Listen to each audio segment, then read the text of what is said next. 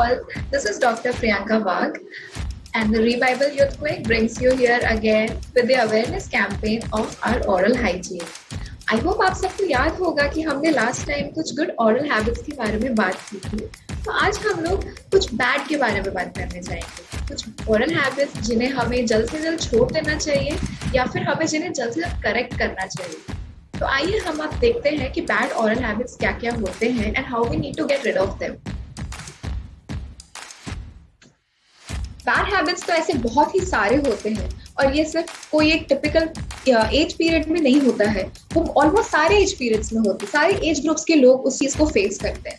तो मैं सबसे पहले वो कॉमन चीजों से स्टार्ट करूंगी जो कि होता है लिप बाइटिंग, जो कि बहुत कॉमन है।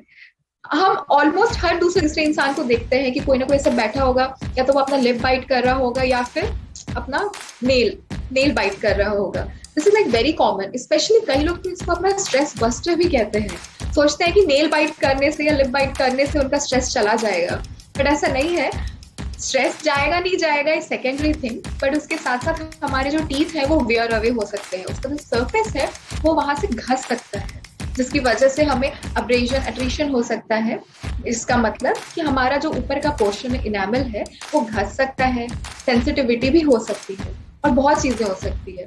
इसीलिए हमें कोशिश करना चाहिए कि हम अपना ध्यान को कहीं और भटका सकें। और जब हम लिप बाइट करते हैं तो हमारे लिप्स के भी ना ड्राई होने के चांसेस बहुत ज्यादा बढ़ जाते हैं, यहाँ तक कि वो फट भी सकते हैं और हमारे जो टूथ है वो भी बहुत ज्यादा घस सकते हैं। तो हमें नेल बाइटिंग और लिप बाइटिंग को जितना हो सके उतना ही जल्दी क्विट करना चाहिए या फिर उन्हें अवॉइड करने की कोशिश करना चाहिए। नेक्स्ट हमारा जो एक बैड हैबिट है जो कि बहुत ही ज्यादा कॉमन होता है चाइल्डहुड में, दैट इज थंब सकिंग या फिंगर सकिंग या एनी ऑब्जेक्ट।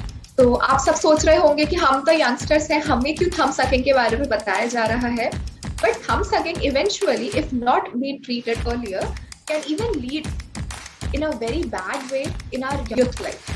जैसे कि जब बच्चे छोटे होते हैं, 1-2 साल के होते हैं, तो उनका एक हैबिट हो जाता है थंब सकिंग करने का और हम सोचते हैं कि ये धीरे धीरे छूट जाएगा, बट हर किसी के केस में ऐसा होता नहीं है। बहुत केसेस में ऐसा होता है कि जब थंब सकिंग करते हैं तो फिर थंब की वजह से जो सामने के इंटीरियर्स, ऊपर के जो दांत होते हैं, वो सारे बाहर आने के चांसेस बढ़ जाते हैं उनके। यहाँ तक कि उसके साथ साथ जॉ भी हमारी बाहर आ सकती है और कई केसेस में वो फ्लेयर आउट भी हो सकते हैं या फिर गैप्स भी आ सकता है, आड़े टेढ़े भी हो सकते हैं या क्राउड भी आ सकता है। बहुत चांसेस होते हैं उन सब के। इवन हमारे नीचे के जो दांत हैं, नीचे के लोअर इंटीरियर जिन्हें कहा जाता है, वो भी अंदर की तरफ जा सकते हैं और हमारा लिप भी, हमारा नीचे का जो अंदर जा सकता है, ऊपर का पूरा बाहर आ सकता है। तो ऐसा जरूरी नहीं कि जिनका ऐसा होगा उनका थंब सकिंग की वजह से ही हुआ हो, हेरिडिटरी भी हो सकता है, बट मैक्सिमम केसेस में थंब सकिंग की वजह से if not being written of the habit in very earlier stage, वो हम लोग को प्रॉब्लम दिला सकता है इन आवर एडल्टहुड। और उसके बाद जैसे आप सबने देखा होगा कई लोगों को ब्रेसेस लगाते हुए, तो वही ऑर्थो ट्रीटमेंट लेना पड़ता है to get rid of that thing, क्योंकि हमें अपना फेशियल एस्थेटिक भी मेंटेन करना है, हमारी स्माइल भी मेंटेन करनी है। तो इसीलिए कई लोग एडल्टहुड में आकर के ब्रेसेस लगाते हैं, वायर्स लगाते हैं और ऑर्थो ट्रीटमेंट पूरा करना पड़ता है, और जो कि 1-2 साल भी लग जाता है ट्रीटमेंट खत्म होने के लिए। सो क्यों ना उसे अर्ली स्टेज में ही इसको वहीं पर ही खत्म किया जाए। तो इसलिए आप आपके आसपास जो भी छोटे बच्चे होंगे, आपकी पहचान के कोई भी होंगे, उनको आप इस चीज के लिए अभी से ही जितना टोक सके उनको टोकिए और and try to help them to get rid of those habits. तो ये सारी तो हैबिट्स है जो कि नेचुरली बहुत लोगों में पाई जाती है, बच्चों में वो और हम में भी है, बहुत लोगों में पाई जाती है। तो आगे आगे हम देखते हैं कि और क्या क्या हैबिट्स है। जैसे कि बहुत ही कॉमन है, हम लोग सब अपने दांत को, हम लोग का एक्चुअल में दांत जो होता है that is very strongest bone of our whole body.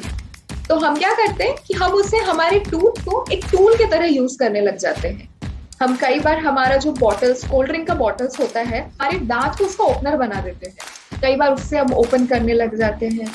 कई बार हम कई चीजें जैसे पेंसिल चबाने लग जाते हैं, बहुत चीजें ऐसी होने लग जाती है, हम एक्चुअल में हमारे दांत को एज अ टूल यूज करने लग जाते हैं, बट हमें उस समय समझ में नहीं आता है। उसकी वजह से बहुत प्रॉब्लम हो सकती है, गैप्स आ सकते हैं हमारे दांत में।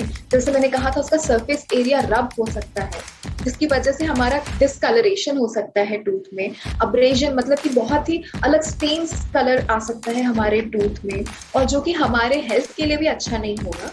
तो इसलिए हमें ये सब चीजों को भी अवॉइड करना चाहिए। So these all include in the bad habits.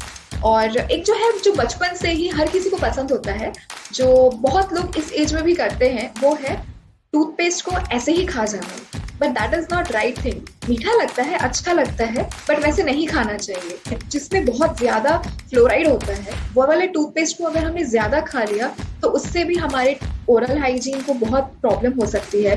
Like we can face discolouration, जो मैंने पहले भी बताया था, कुछ ऐसे एरेटेड ड्रिंक्स की वजह से भी होता है, और फ्लोरिडेटेड टूथपेस्ट यूज करने की वजह से भी हो सकता है।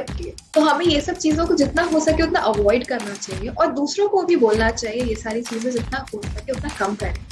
And last but not the least, that is the very crucial one and very hard to quit if you have adapted it, and it's very much addicted. It's not called a habit. It becomes addiction when did not quit at the proper time. That is cigarette smoking and tobacco chewing.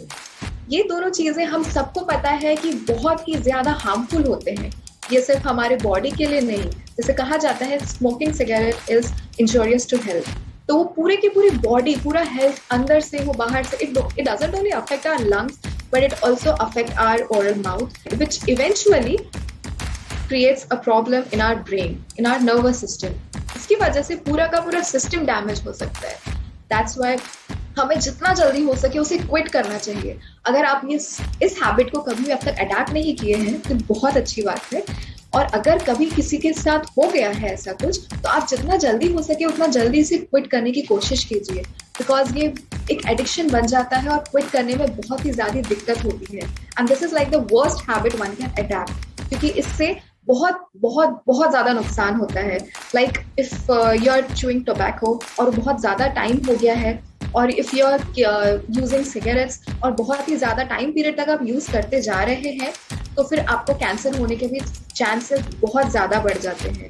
Oral cancer, उसकी वजह से आप खाना भी नहीं खा सकते, बात भी नहीं कर सकते हैं, और बहुत चीजें नहीं हो पाती हैं, जिसकी वजह से आपका बाकी का पूरा बॉडी, पूरा इम्यून सिस्टम भी डैमेज हो जाता है। सो अब जब बात उठी है ओरल कैंसर की, so why not discuss about oral cancer. But oral cancer is also very big, it's a very like exaggerated topic.